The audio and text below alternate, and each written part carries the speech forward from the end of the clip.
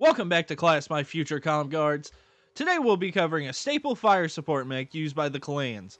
An Omni-Mech I'm sure many of you know from a certain cartoon about the Somerset Strikers. The 60-ton, heavy class Omni-Mech, the Mad Dog. First walking off production lines in 2963, the Mad Dog would be designed and built by Clan Smoke Jaguar as a second generation Omni-Mech based off the original Lupus Heavy Omni-Mech created by Clan Coyote. The Mad Dog would use some of the same molds as the Clan Wolf produced Timberwolf, though the use of the Timberwolf molds, and basing the new design off of the Lupus, would suggest a high appraisal of these designs.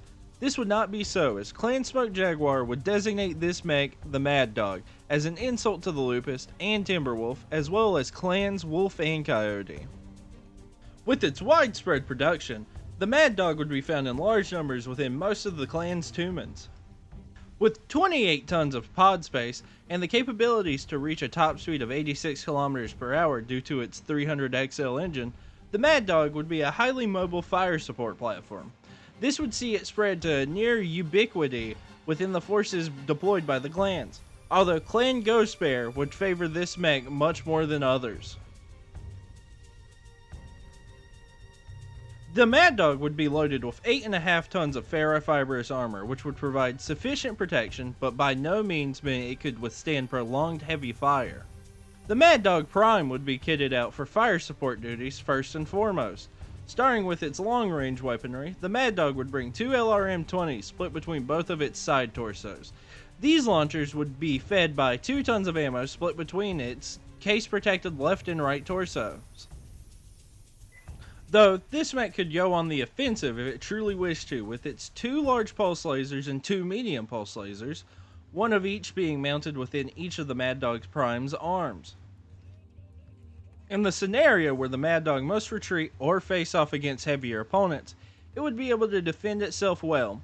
This is because of the aforementioned pulse lasers being more accurate than traditional lasers.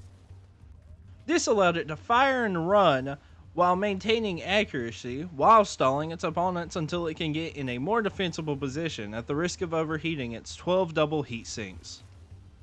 Many Mad Dog pilots have been known to rain fire upon their enemies with their launchers before swooping in and finishing the fight with their lasers, akin to vultures swooping down on carrion. This tactic and perceived role, alongside its shape and stature, having hunched shoulders, a protruding head, and its reversed joint legs, would lead to the Innersphere Mechwarriors that saw combat against this design to designate it the Vulture. Technical documents from the 31st century would suggest the Mad Dog would act as a support mech that was theorized to be intended to hold a heel and maintain a constant watch over the battlefield, akin to a vulture watching for prey. In reality, this behavior would be considered in violation of Zelbriggen within the clans, and the purpose of the Mad Dog's configurations were to take the fight to the enemy in all range brackets.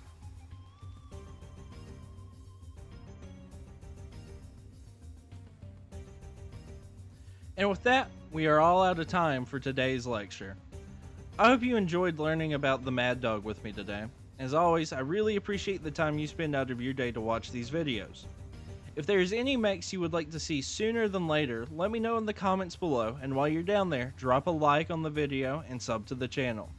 These things show me that you want more content like this in the future. And as always, thank you for watching, and I'll see you in the next video.